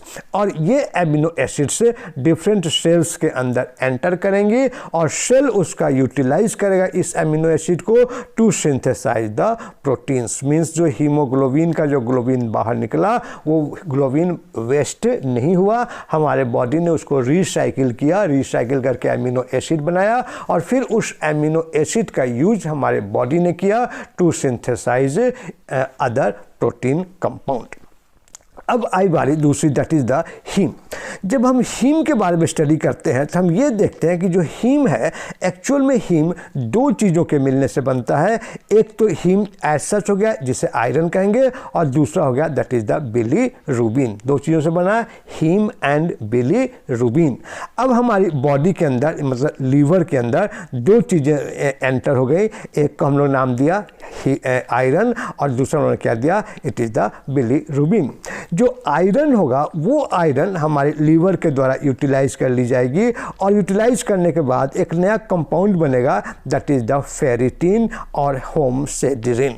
Ferritin and होमसेडिरिन, liver इन दोनों को अपने पास स्टोर कर लेगा और बॉडी को जब भी आयरन की आवश्यकता होगी तो बॉडी इसी फेरिटीन से और इस होमसेडिरिन से आयरन को जनरेट करेगा और फिर वो आयरन हमारे बॉडी के द्वारा यूटिलाइज कर ली जाएगी। अब जो हमारी ये कुछ आयरन बच गई, क्या हुआ हमारा, एक आयरन का क्या हुआ, एक पार्ट तो हुआ जो कि फेरिटीन और होमसेडिरिन के सिंथेसिस में यूज किया गया। कुछ जो आयरन होंगी वो बोन मैरो के अंदर एंटर करेंगी और बोन मैरो उस आयरन का यूटिलाइज कर लेगा किसके लिए, तो to synthesise the fresh haemoglobin. Means iron दो जगह यूटिलाइज हो गई, बोन मैरो में जो आयरन एंटर करेंगी वो यूज कर ली जाएंगी टू सिंथेसाइज हीमोग्लोबिन, और जो लीवर के अंदर हो गई वो फेरिटिन या होमोसेड्रिन के रूप में वहाँ पे स्टोर रहेंगी, और जब कभी बॉडी को आयरन की आवश्यकता होगी तो बॉडी इन्हीं से अपने आयरन के रिक्वायरमेंट को फुलफिल करती रहेंगी। अब आई बारी बिलीरुबिन का कि बिलीरुबिन क्या है। बिलीरुबिन एक बहुत ही इम्पॉर्टेंट कंस्टिट्यूएंट है, बहुत ही इम्पॉर्टेंट पार्ट है हमारे बॉडी का। सबसे पहला पार्ट हुआ कि बिलीरुबिन जो होगा उस बिलीरुबिन से एक और पिगमेंट बनेगा, दैट इज द बिलीवर्डिन। क्या कहेगा, बिलीवर्डिन। बिलीरुबिन भी एक पिगमेंट है, पिगमेंट मीन्स कि कलर है, और बिलीवर्डिन भी एक पिगमेंट है, मीन्स ये भी एक कलर है। जो बिलीरुबिन होता है इसका कलर येलो होगा और जो बिलीवर्डिन होगा उसका कलर ग्रीन होगा। अब आइए हम लोग जानते हैं कि हमारी बॉडी इस बिलीरुबिन का क्या करता है, इस बिलीरुबिन की हमारी बॉडी में क्या रोल है। सबसे पहले कि लीवर के अंदर बाइल की सिंथेसिस होती है और यही बिलीरुबिन यूटिलाइज होती हैं to synthesise the bile. Means जो हीमोग्लोबिन, जो आरबीसी का हीमोग्लोबिन है, हीमोग्लोबिन के टूटने से वहाँ पे जो बिलीरुबिन बन रहा है, that bilirubin is used by the liver to synthesise the bile, और वो बाइल गॉल ब्लैडर में स्टोर हो जाता है। दूसरा यूज इसका, हम सभी ने स्टडी किया कि जो प्लाज्मा है it is yellow in colour, और प्लाज्मा का जो येलो कलर है it is mainly due to the presence of bilirubin in the plasma. तीसरा हो गया कि जो हमारा स्टूल होता है, बॉडी का जो स्टूल होता है, मतलब जो फिकल मैटर है, जो वेस्ट प्रोडक्ट है, जो अनडाइजेस्टेड फूड है, जो बॉडी से बाहर को एक्सक्रीट होती हैं, उस स्टूल का कलर ब्राउन होता है, और वो जो ब्राउन कलर है वो due to bilirubin present in the bile. की लीवर में जो बाइल होता है उस बाइल के अंदर बिलीरुबिन प्रेजेंट होता है, और ये बाइल जब हमारे जीआईटी के अंदर, जीआईटी मीन्स डाइजेस्टिव सिस्टम के अंदर एंटर करेंगे तो वो जो अनडाइजेस्टेड फूड होंगी उसको ब्राउन कलर इम्पार्ट करेंगी, ब्राउन कलर देंगी। इसका मतलब क्या हो गया कि जो स्टूल का फॉर्मेशन हो रहा है और जो ब्राउन कलर है वो ब्राउन कलर किसके चलते हैं, it is only due to bilirubin. फिर लास्ट इसका यूज हो गया यहाँ पे मेन यूज में, और भी बहुत सारे यूज है लेकिन ये 4 मेन यूज है कि जो हमारी यूरिन है उस यूरिन का जो कलर होता है वो पेल येलो कलर का होगा, और वो जो पेल येलो कलर है it is also due to the bilirubin. तो these are the 4 main role of the bilirubin in our body. अब जो ये बिलीरुबिन है, ये बिलीरुबिन हमारे बॉडी में यूटिलाइज कर लिया गया। मीन्स क्या हुआ कि जो आरबीसी का ब्रेक डाउन हुआ, वो ब्रेक डाउन होने के बाद वो वेस्ट नहीं हुआ, वो हमारे बॉडी ने उसको रीयूटिलाइज कर लिया। इससे क्या कंक्लूजन निकलता है कि सपोज करें कि हम किसी को ब्लड डोनेट कर रहे हैं, उस कंडीशन में हमारे बॉडी से ब्लड का लॉस हो रहा है, लेकिन हमें वो बहुत ज़्यादा या कोई नुकसान नहीं पहुँचाता है, और हमारी बॉडी उसको रीसिंथेसाइज कर लेती है। क्योंकि यदि हम अपने ब्लड का यूज नहीं करेंगे, ब्लड डोनेट नहीं करेंगे, उस कंडीशन में भी आफ्टर 120 डेज सारे आरबीसी डिस्ट्रॉय हो जाती हैं और नई आरबीसी बन के बॉडी के अंदर एंटर कर जाती हैं। और इसी के चलते गवर्नमेंट ने एक रूल भी बनाया है कि जो भी पर्सन ब्लड डोनेट करेंगे तो फर्स्ट डोनेशन के बाद जब वो सेकेंड डोनेशन करने जाएंगे तो उनके बीच का जो गैप मिनिमम 120 डेज का होना चाहिए। मीन्स कोई भी पर्सन 120 दिन के बाद ही दोबारा ब्लड को डोनेट कर सकता है। तो इस तरह से हम लोगों ने ये जाना कि आरबीसी क्या होता है, रेड ब्लड सेल्स क्या होती हैं। अब हम लोग आते हैं अपने नेक्स्ट टॉपिक पे, दैट इज द ल्यूकोसाइट्स। क्या स्टडी किया शुरू में कि ब्लड सेल्स 3 टाइप्स की होती हैं। एक का उन्होंने नाम दिया था रेड ब्लड सेल्स, दूसरे का उन्होंने नाम दिया था व्हाइट ब्लड सेल्स, और तीसरे का उन्होंने नाम दिया था प्लेटलेट्स। ये मतलब क्या हो गया, एरिथ्रोसाइट्स, ल्यूकोसाइट्स एंड थ्रोम्बोसाइट्स। तो ये हमारी ब्लड सेल्स हैं और हम लोगों ने एरिथ्रोसाइट्स के बारे में डिटेल स्टडी कर लिया। अब हम लोग शुरू करते हैं दैट इज़ द ल्यूकोसाइट्स कि ल्यूकोसाइट्स क्या होता है। तो ये तो हम लोग जान चुके हैं कि ल्यूकोसाइट्स को भी हम लोग वाइट ब्लड कॉर्पस्कल्स या वाइट ब्लड सेल्स भी कहते हैं। क्यों कहते हैं? क्योंकि इसके अंदर कोई भी कलर नहीं होता है, ये कलरलेस होगा, और चूंकि ये कलरलेस होता है इसीलिए इससे हम लोग ल्यूकोसाइट्स को वाइट ब्लड सेल्स का नाम भी देते हैं। अब यदि ल्यूकोसाइट्स हैं, इस ल्यूकोसाइट्स का जो मेन फंक्शन है ये हमारे बॉडी के अंदर डिफेंस का काम करता है। डिफेंस मतलब कि हमारे बॉडी के अंदर कोई इन्फेक्शियस डिजीज हो रहा है, उस डिजीज से फाइट करने की जो क्षमता हमारे बॉडी के अंदर डेवलप होती है वो किसके द्वारा होती हैं? That is the WBC, that is the white blood cells. अब जो वाइट ब्लड सेल्स है जिसका हम लोग नाम दे रहे हैं कि इट इज द ल्यूकोसाइट, यदि किसी कारण से हमारे बॉडी में ल्यूकोसाइट का अमाउंट बढ़ गया तब हम उसके लिए एक टर्म यूज करते हैं, it is called the leukocytosis. और किसी कारण से हमारे बॉडी में ल्यूकोसाइट का नंबर कम हो गया तो उसके लिए हम टर्म यूज करते हैं दैट इज द ल्यूकोपेनिया। हम लोग क्या टर्म यूज करेंगे? That is the leukopenia and this is the leukocytosis. तो ये दो टर्म है कि यदि हमारे बॉडी के अंदर WBC मतलब ल्यूकोसाइट्स का नंबर ज़्यादा हो गया, ल्यूकोसाइटोसिस नंबर कम हो गया, कि हम लोग क्या कहेंगे? It is the leukopenia. अब ये जो ल्यूकोसाइट्स हैं यहाँ पर भी ये दो वर्ड से बना है, जैसे एरिथ्रोसाइट्स दो वर्ड से बना था, एरिथ्रो एंड साइट्स, ठीक इसी तरह से ल्यूकोसाइट्स भी दो वर्ड से बना है, एक नाम हो गया ल्यूको और दूसरे का हम लोग कहेंगे इट इज़ द साइट्स। जब हम ल्यूको वर्ड यूज़ करते हैं इसका मतलब होता है साइट्स, और जब हम cell word use cytes word use करते हैं इसका मतलब क्या होता है? सेल। मीन्स ल्यूकोसाइट्स का मतलब क्या हो गया? It is the white cell, जो वाइट सेल हो गया उसको हम कहेंगे इट इज़ द ल्यूकोसाइट। अब जो ये ल्यूकोसाइट है, ये आप जो डायग्राम देख रहे हैं ये सारी की सारी डायग्राम किसकी हैं? These are the diagram of the leukocytes. अब जो ल्यूकोसाइट्स हैं, ल्यूकोसाइट्स की जो साइटोप्लाज्म है उस साइटोप्लाज्म में ल्यूकोसाइट्स का जो सेल है इस सेल के अंदर साइटोप्लाज्म पाई जाएंगी और उस साइटोप्लाज्म के अंदर न्यूक्लियस पाई जाएंगी। जबकि हम लोगों ने RBC में क्या स्टडी किया था कि जो रेड ब्लड सेल्स होंगे उसमें साइटोप्लाज्म भी नहीं होंगी, मतलब कम होंगी, और वहाँ पे न्यूक्लियस एब्सेंट होगी, न्यूक्लियस नहीं पाया जाएगा।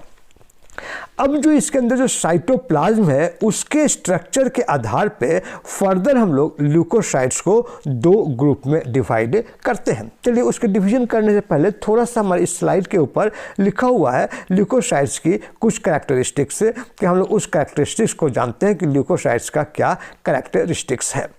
सबसे पहले ये कहा जा रहा है कि जो ल्यूकोसाइट्स है ये this leukocytes is larger in size than RBC, कि इसका जो साइज होगा वो साइज RBC के साइज से ज़्यादा बड़ा होगा। दूसरा कहा जा रहा है कि it is amoeboidal in shape. RBC को क्या कहा गया था? It is circular disc shape biconcave structure, और यहाँ क्या कहा जा रहा है कि it is amoeboidal in shape. जब हम अमीबॉइडल वर्ड यूज करते हैं इसका मतलब क्या हो गया कि वैसा शेप जिसका कोई फिक्स शेप और साइज नहीं है, तब हम उसके लिए जो वर्ड यूज करेंगे that is the amoeboidal shape. Means इसका जो शेप होगा वो शेप कंटिन्यूअसली चेंज होता रहता है। इसके अंदर अमीबॉइडल मूवमेंट पाई जाती है। मीन्स जो ये इसकी जो मूवमेंट है एक जगह से दूसरे जगह वो अमीबा की तरह होती है, इसलिए हम कहेंगे it is amoeboidal in movement. इसके अंदर एक कैरेक्टरिस्टिक्स होती है, एक एबिलिटी होती है कि ये blood cells means blood capillaries से बाहर को निकल सकती हैं। RBC क्या था कि RBC ब्लड कैपिलरीज के अंदर ही रहेगा और प्लाज्मा के साथ वो ब्लड में बॉडी में सर्कुलेट होता रहेगा। WBC भी प्लाज्मा के अंदर होंगी और ब्लड वेसल्स के साथ वो सर्कुलेट होती रहेंगी, लेकिन उसके साथ साथ इसके अंदर एक एबिलिटी होती है कि वो ब्लड कैपिलरी से बाहर निकल सकती हैं और निकल के वो किसी भी सेल के अंदर एंटर कर सकती हैं, और सेल से फिर ये अमीबॉइडल मूवमेंट के द्वारा बाहर निकल सकती हैं और फिर दोबारा से वो इन ब्लड वेसल्स या ब्लड वेन या ब्लड कैपिलरीज के अंदर एंटर कर सकती हैं। तो ये इसकी एक कुछ खासियत है जो WBC में पाया जाता है। WBC के अंदर साइटोप्लाज्म होता है, हम लोग जान चुके हैं। WBC के अंदर न्यूक्लियस होता है, ये भी हम लोग जान चुके हैं। और WBC के अंदर माइटोकॉन्ड्रिया, गोल्गी अपैरेटस या बहुत सारे जो सेल ऑर्गेनेल्स हैं वो सारे सेल ऑर्गेनेल्स WBC में पाई जाती हैं, जबकि ये cell organelles red blood cells में नहीं पाया जाता है। अब जो WBC है, इस WBC को हम लोग फर्दर 2 टाइप्स में डिवाइड कर सकते हैं कि 2 टाइप की होती हैं। लेकिन इसके टाइप को समझने से पहले थोड़ा सा हम लोग RBC के बारे में एक फैक्ट और जो मैं मिस कर गया उसे मैं रिपीट कर दे रहा हूँ। हमने क्या कहा कि RBC की जो स्ट्रक्चर होता है that is the biconcave in nature, मतलब कि इसका जो सेंटर होगा, सेंटर का थिकनेस कम होगा और जो पेरीफेरी होंगी इस पेरीफेरी की थिकनेस से ज़्यादा होंगी, और इस तरह का स्ट्रक्चर हम क्या कहेंगे, it is biconcave in nature. Means दोनों साइड में, ये डिस्क है तो डिस्क के दोनों ही साइड में जो होंगी वो हमें ये एलिवेशन और डिप्रेशन दिखाई देगी, और वो क्या करेगा कि सेंटर के थिकनेस को कम करेगा, पेरीफेरी के थिकनेस को बढ़ाएगा। इसका एडवांटेज ये होता है कि इससे RBC का जो सरफेस एरिया है वो सरफेस एरिया इंक्रीज हो जाती है, और जब इसकी सरफेस एरिया इंक्रीज हो जाएंगी तो RBC के अंदर ऑक्सीजन कैरिंग कैपेसिटी भी इंक्रीज हो जाएंगी। मीन जो इसका जो बाइकॉन्केव स्ट्रक्चर है वो बाइकॉन्केव स्ट्रक्चर इसको हेल्प करता है to increase the oxygen carrying capacity. हम सभी को मालूम है कि RBC ऑक्सीजन को कैरी करता है कहाँ से, लंग्स से, और कहाँ लाकर उसको डिस्पोज ऑफ करेगा, तो इनसाइड द सेल्स, वो सेल्स के अंदर डिस्पोज ऑफ करेगा। तो लंग्स से जो इसकी ऑक्सीजन को कैरी करने की जो कैपेसिटी है वो कैपेसिटी इंक्रीज हो जाती है, और किसके चलते होती है, तो ड्यू टू इट्स बाइकॉन्केव स्ट्रक्चर। तो ये हो गया हमारी RBC के बारे में थोड़ी सी जानकारी। अब हम लोग अपने पॉइंट पे वापस आते हैं कि जो ल्यूकोसाइट्स है, WBC है, वो WBC कितने टाइप की होती हैं। RBC क्या कहा गया, वो सिंगल टाइप की होती हैं, दैट इज द एरिथ्रोसाइट्स। लेकिन WBC फर्दर 2 टाइप्स की होती हैं।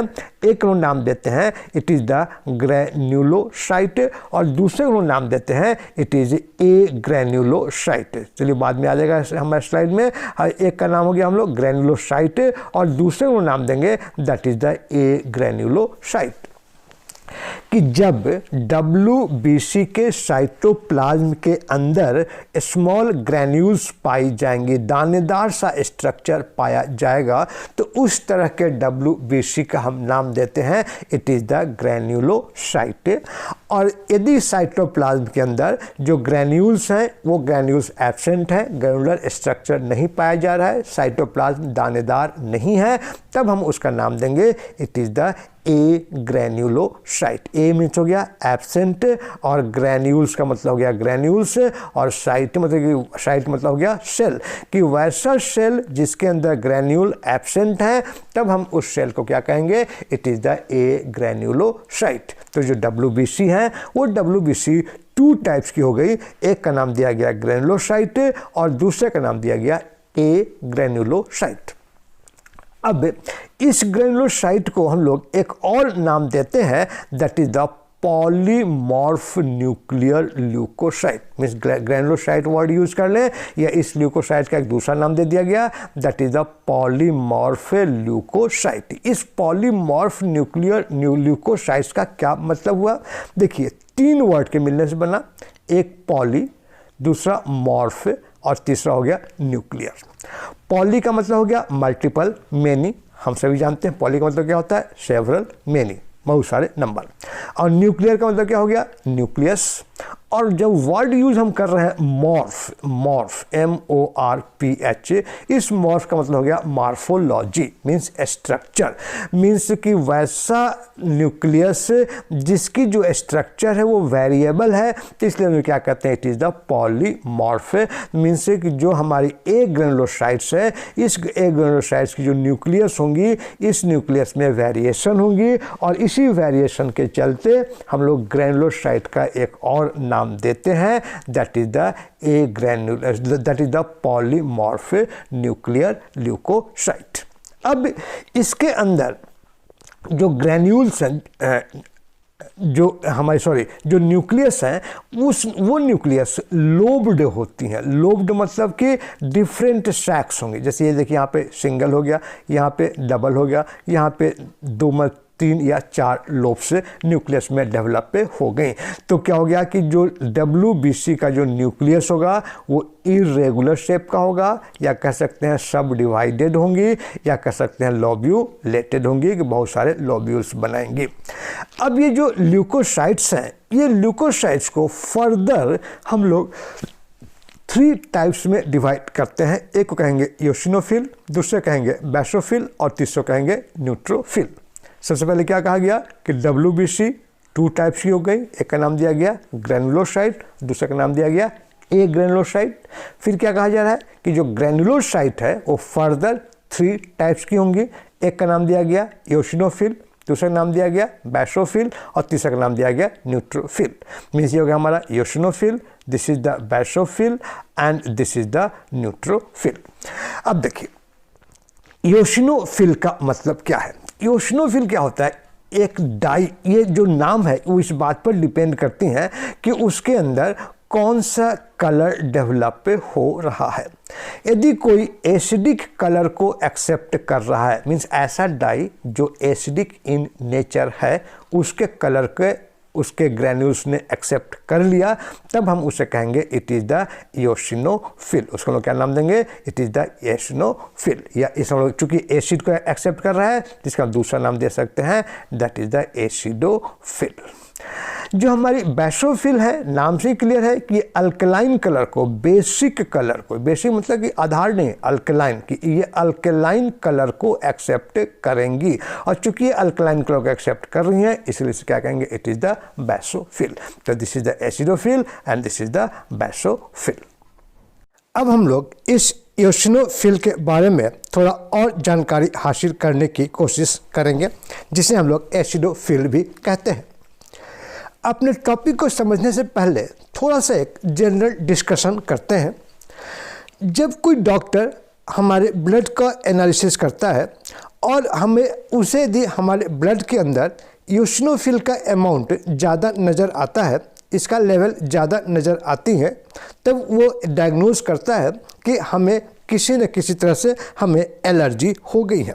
या हम कह सकते हैं कि यदि कोई एलर्जिक पर्सन है, उस एलर्जिक पर्सन का जब ब्लड की एनालिसिस की जाती है तो वहाँ पर यह पाया जाता है कि जो इयोसिनोफिल का लेवल है, एसिडोफिल का जो लेवल है, वो लेवल नॉर्मल लेवल से वहाँ पे ज़्यादा हो गया है। तो अभी हम लोग को ये पता चलेगा कि एलर्जिक कंडीशन में ये इयोसिनोफिल का नंबर इंक्रीज क्यों हो जाता है। चलिए सबसे पहले हम लोग जानते हैं इसके स्ट्रक्चर के बारे में। तो इसके स्ट्रक्चर के बारे में ये हो गया कि ये इसके अंदर जो न्यूक्लियस होगा वो न्यूक्लियस बाई लोब्ड होगा। मीन्स कि 2 लोब्स की, 2 लोब्स के मिलने से इसका न्यूक्लियस का फॉर्मेशन होता है। और ये दोनों लोब आपस में एक स्ट्रैंड या एक धागे की जैसे स्ट्रक्चर से आपस में ये दोनों लोब यूनाइट होंगे। तो दिस इज द न्यूक्लियस। दूसरा क्या पॉइंट हो गया कि इसके अंदर साइटोप्लाज्म है और उस साइटोप्लाज्म में ग्रैन्यूल्स पाई जाती हैं। और ये ग्रैन्यूल्स एक डाई है जिसका हम नाम देंगे इयोसिन, उस इयोसिन के कलर को एक्सेप्ट करता है और इसके एक्सेप्ट होने से इसका नाम दिया गया, इट इज़ द इयोसिनोफिल। तीसरा कैरेक्टरिस्टिक्स है कि ये हमारे बॉडी के अंदर स्लाइट फैगोसाइटिक एक्शन प्रोड्यूस करता है। स्लाइट फैगोसाइटिक का मतलब क्या हो गया कि फैगोसाइटोसिस।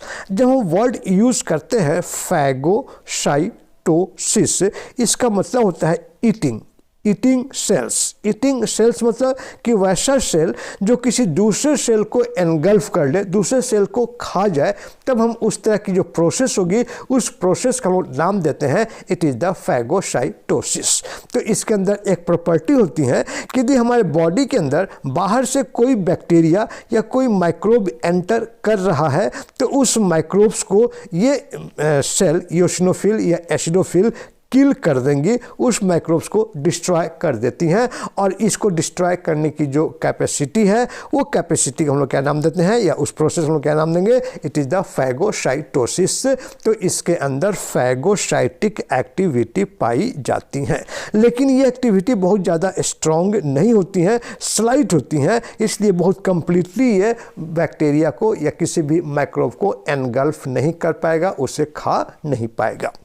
दूसरा कि हमारे बॉडी के अंदर कोई एंटीजन है या कोई टॉक्सिक सब्सटेंस एंटर कर गया, कोई पॉइजनस सब्सटेंस एंटर कर गया, कोई हार्मफुल केमिकल हमारे बॉडी में एंटर कर गया, तो उस केमिकल को न्यूट्रलाइज करने की कैपेसिटी इस इयोसिनोफिल के अंदर पाई जाती है। तीसरा कि ये जो इयोसिनोफिल है, जब ये एसिनोफिल की एक और प्रॉपर्टी पाई जाएगी कि ये हमारे बॉडी में हिस्टामिन जो होती हैं उस हिस्टामिन को इनएक्टिवेट कर सकती हैं, उस हिस्टामिन को ये डिस्ट्रॉय कर सकती हैं। और इसके द्वारा क्या हो गया कि ये हमारे बॉडी के अंदर एलर्जी और इन्फ्लामेशन को कंट्रोल करता है। अब देखिए सबसे पहला क्या हो गया कि हमने क्या स्टडी किया कि हमारे बॉडी में इयोसिनोफिल का लेवल इंक्रीज हो जाता है। वो किस कंडीशन में होगा, या तो कोई हमारे बॉडी के अंदर एलर्जिक कंडीशन हो गई या हमारे बॉडी के अंदर किसी भी माइक्रोब से इन्फेक्शन हो गई। जैसे ही कोई माइक्रोब हमारे बॉडी के अंदर एंटर करता है, हमारी बॉडी उस माइक्रोब को न्यूट्रलाइज करने के लिए, उस माइक्रोब को डिस्ट्रॉय करने के लिए, उस माइक्रोब को किल करने के लिए वेरियस डिफेंसिव मैकेनिज्म को एक्टिवेट करता है। और उनमें से एक ये मैकेनिज्म ये भी है कि हमारी बॉडी एसिडोफिल के नंबर को इंक्रीज कर देगा, इयोसिनोफिल के नंबर को इंक्रीज कर देगा, ताकि वो उन बैक्टीरिया, उन माइक्रोब्स को किल कर सके। दूसरा कि जब हमारे बॉडी के अंदर एलर्जिक कंडीशन होता है, किसी भी कारण से एलर्जी डेवलप होता है, हमारी बॉडी एक केमिकल को सिक्रीट करती है जिसको लोग कहते हैं हिस्टामिन। मीन्स यदि हमारी बॉडी में एलर्जी है तो हमारी बॉडी इस हिस्टामिन को रिलीज करेगी, या ये हिस्टामिन बॉडी के बाहर से भी बॉडी के अंदर एंटर कर सकती हैं। जैसे स्नेक वेनम है, उस वेनम के अंदर हिस्टामिन पाई जाती हैं। या कोई इंसेक्ट है, वो इंसेक्ट बाइट करता है और उस इंसेक्ट बाइट से हमारे बॉडी के अंदर स्वेलिंग होती है। तो वो स्वेलिंग क्यों हो रही होती है, क्योंकि इंसेक्ट के बॉडी में, इंसेक्ट के सलाइवा में हिस्टामिन पाई जाती हैं और वो हिस्टामिन हमारे बॉडी के अंदर एंटर कर गई और उससे वहाँ पे स्वेलिंग हो गई, वहाँ पे इन्फ्लामेशन हो गया।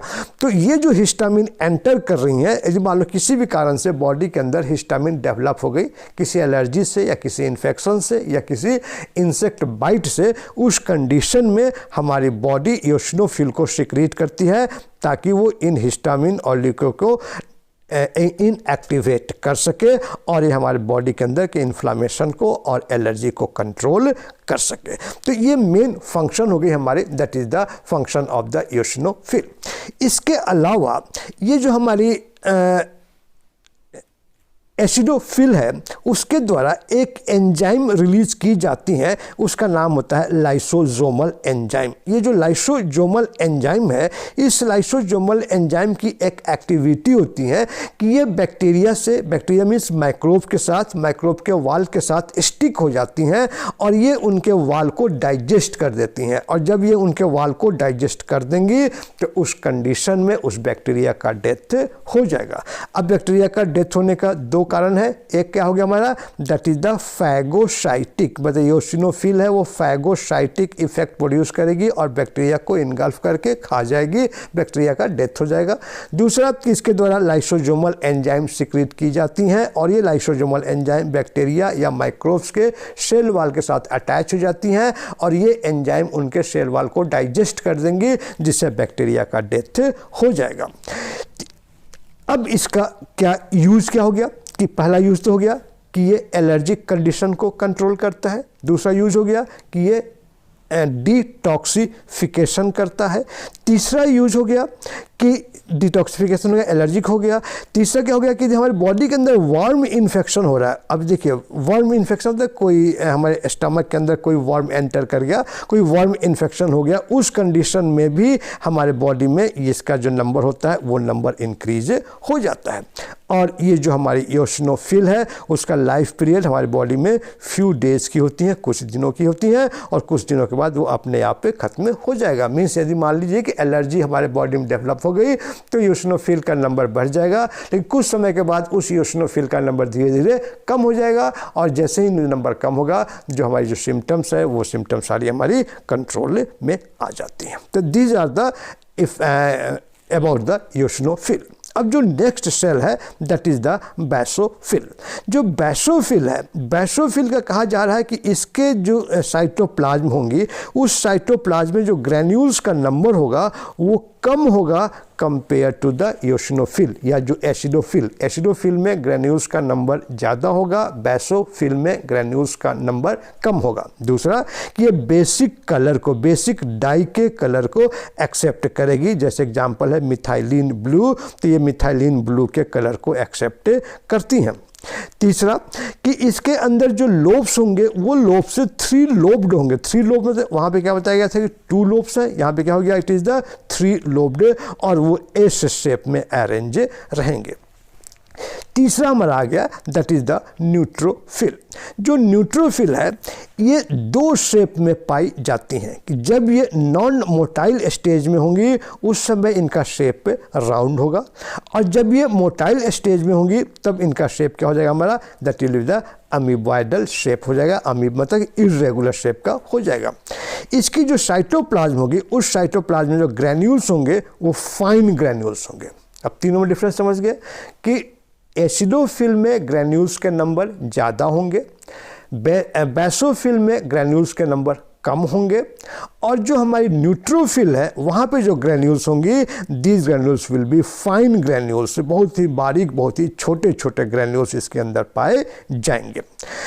और जो ग्रैन्यूल्स होंगे वो 2 साइज में होंगे, एक कहेंगे लार्जर ग्रैन्यूल और दूसरे कहेंगे स्मॉलर ग्रैन्यूल। जब हम कंपेयर करेंगे एसिडोफिल और बेसोफिल से तब तो इनके साइज ही स्मॉलर होंगे उन दोनों से, फाइन में होंगे। फिर भी जो ग्रैन्यूल्स इस साइटोप्लाज्म में पाई जा रही हैं, इस न्यूट्रोफिल में पाई जा रही हैं, उनके शेप में वेरिएशन होगा। कुछ ग्रैन्यूल्स का साइज लार्जर होगा और कुछ ग्रैन्यूल का साइज जो होगा वो स्मॉलर होगा। तो जो लार्जर ग्रैन्यूल्स हैं इस लार्जर ग्रैन्यूल्स को नाम देते हैं it is the primary granules, और जो हमारी जो स्मॉलर ग्रैन्यूल्स हैं इसका वो नाम देते हैं it is the secondary granules. और जो प्राइमरी ग्रैन्यूल्स हैं इसके अंदर भी लाइसोसोम एंजाइम पाई जाती हैं। अब इसके अलावा क्या कहा जा रहा है कि जो हमारी जो न्यूट्रोफिल है ये न्यूट्रोफिल भी कलर को एक्सेप्ट करेंगी, और किस कलर को एक्सेप्ट करेंगी, तो न्यूट्रल डाई, मीन्स कि वैसा कलर, वैसा डाई जो न्यूट्रल इन नेचर है, ना तो वो एसिडिक है और ना ही वो अल्कलाइन है, तो ऐसे डाई के कलर को ये एक्सेप्ट करती हैं। और वो कौन एक्सेप्ट करेगा, तो that is it's the primary granule की जो प्राइमरी ग्रैन्यूल होंगे वो मिथाइलिन ब्लू के कलर को एक्सेप्ट करेंगे। और जो ये सेकेंडरी ग्रैन्यूल्स हैं ये सेकेंडरी ग्रैन्यूल्स जिम्सास्टेम या निल्सन्स स्टेन इनके कलर को एक्सेप्ट करती हैं।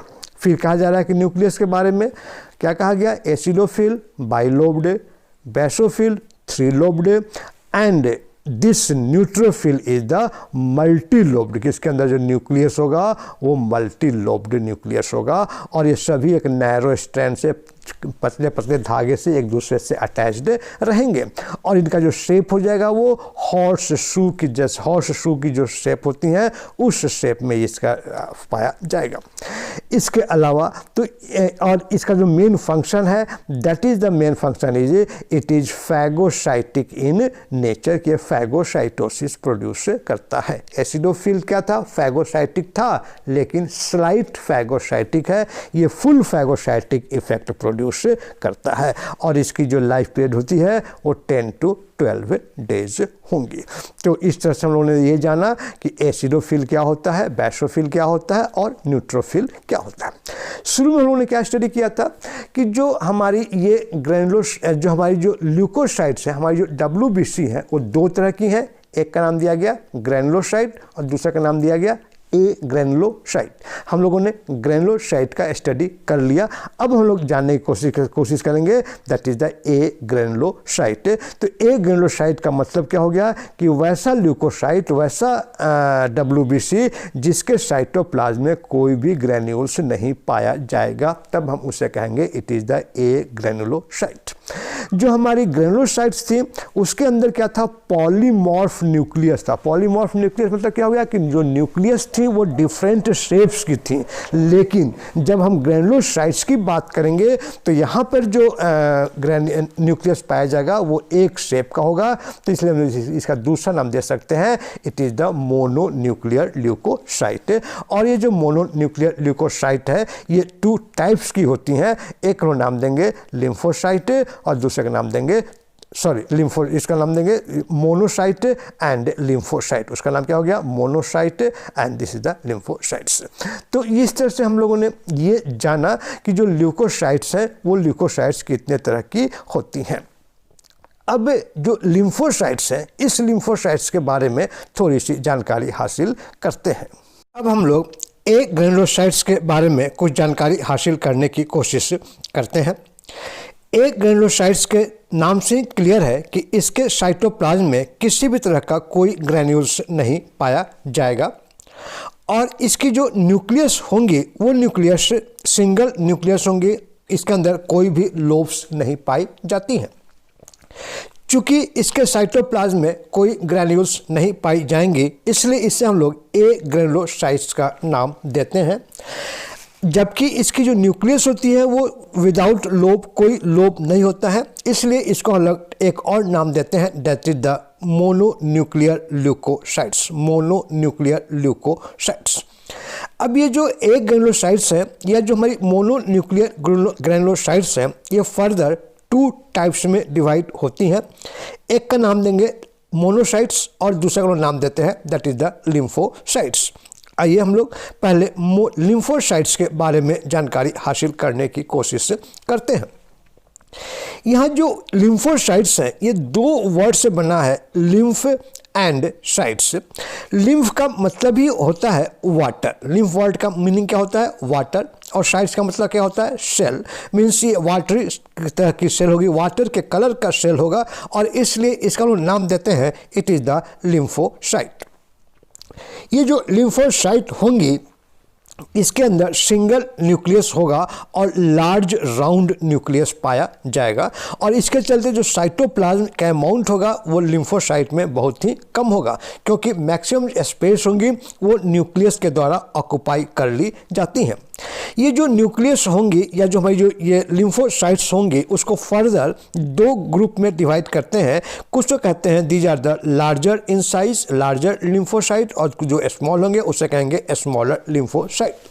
जो लार्जर लिम्फोसाइट्स होंगी they are the young lymphocyte. Young lymphocyte means अभी वो इमैच्योर लिम्फोसाइट्स हैं, अभी वो मैच्योर नहीं हुए हैं।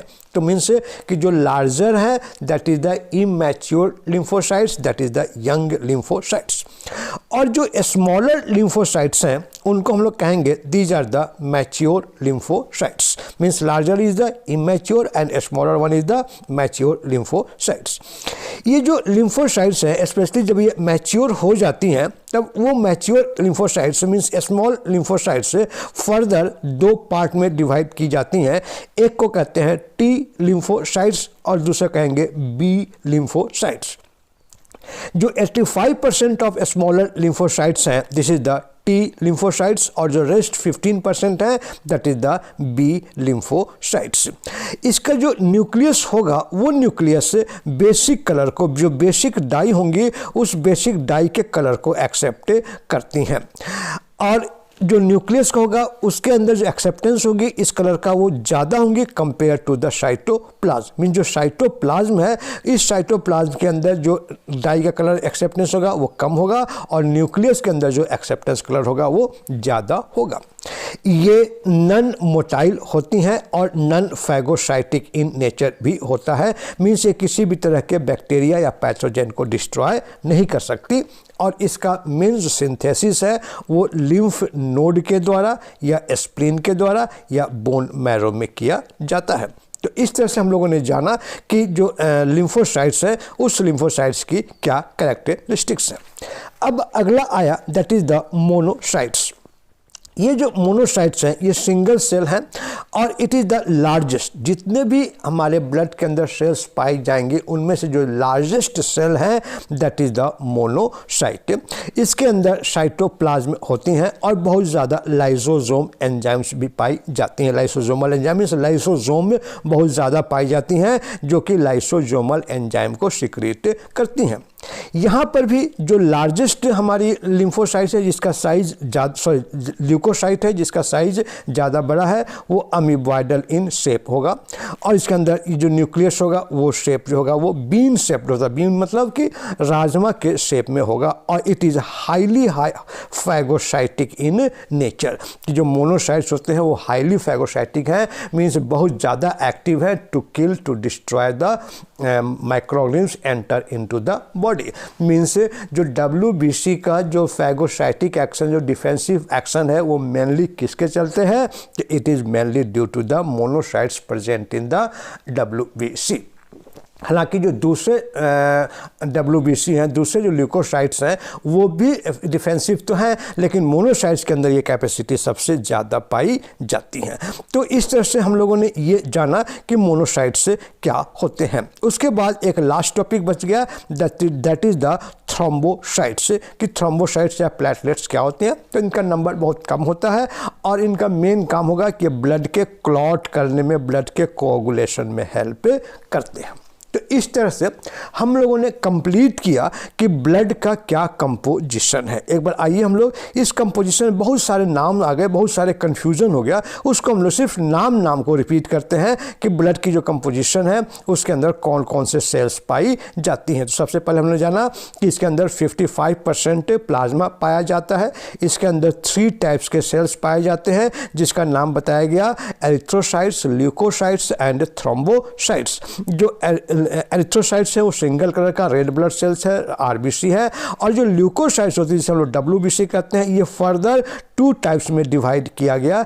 एक का नाम दिया गया ए ग्रैनुलोसाइट और दूसरे का नाम दिया गया granulocyte. A granulocyte and the granulocyte. जो ग्रैनुलोसाइट है वो फर्दर 3 पार्ट्स में डिवाइड किया गया। एक का नाम दिया गया इओसिनोफिल, बेसोफिल एंड न्यूट्रोफिल। और जो ए ग्रैनुलोसाइट्स हैं उनको फर्दर 2 पार्ट में डिवाइड किया गया और उसका नाम दिया गया monocytes and lymphocytes. Monocytes and lymphocytes.